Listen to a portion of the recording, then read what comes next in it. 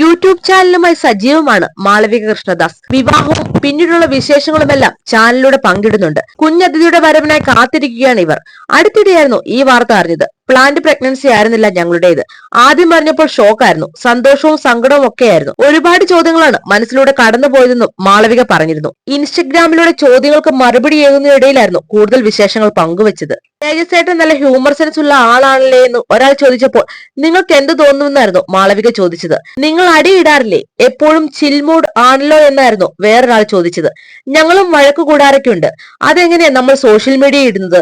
ഏതൊരു റിലേഷൻഷിപ്പിനും വഴക്കുകളൊക്കെ കാണും. അതെങ്ങനെ സോൾവ് ആക്കുന്നു എന്നതാണ് പ്രധാനം. 1-2 മണിക്കൂറിനപ്പുറം ഞങ്ങളുടെ വഴക്ക് നീണ്ടു പോവാറില്ലെന്നും മാളവിക പറയുന്നു. തേജസേട്ടനാണ് ആദ്യം ഇഷ്ടം അറിയിച്ചത്. അമ്മയോട് പറഞ്ഞപ്പോൾ ജാതകം നോക്കാനായിരുന്നു പറഞ്ഞത്. അതിനുശേഷമാണ് വിവാഹം തീരുമാനിച്ചത്. ജാതകം നോക്കിയായിരിക്കണം വിവാഹമെന്ന് അമ്മയ്ക്ക് നിർബന്ധമുണ്ടായിരുന്നു. കല്യാണാലോചനകൾ നടക്കുന്ന സമയത്തായിരുന്നു മാളുവിന്റെ മുഖം മനസ്സിലേക്ക് വന്നത്. അങ്ങനെയാണ് കുട്ടി സിംഗിൾ ആണോ എന്ന് ചോദിച്ചത്. എന്താണ് ഇങ്ങനെ ചോദിക്കുന്നത് എന്നായിരുന്നു അന്ന് മാളവിക തേജസിനോട് തിരിച്ചു ചോദിച്ചത്. തേജസേട്ടനെ സ്വന്തം സഹോദരനെ പോലെയാണ് കാണുന്നതെന്ന് മാള് പറഞ്ഞതോടെ നിരാശയായിരുന്നു തോന്നിയത്. ഇഷ്ടമില്ലെന്ന് പറഞ്ഞാലും കുഴപ്പമില്ലായിരുന്നു. സഹോദരൻ എന്ന് കേട്ടപ്പോൾ തളർന്നുപോയി. പിന്നെ കോണ്ടാക്ട് കുറവായിരുന്നു.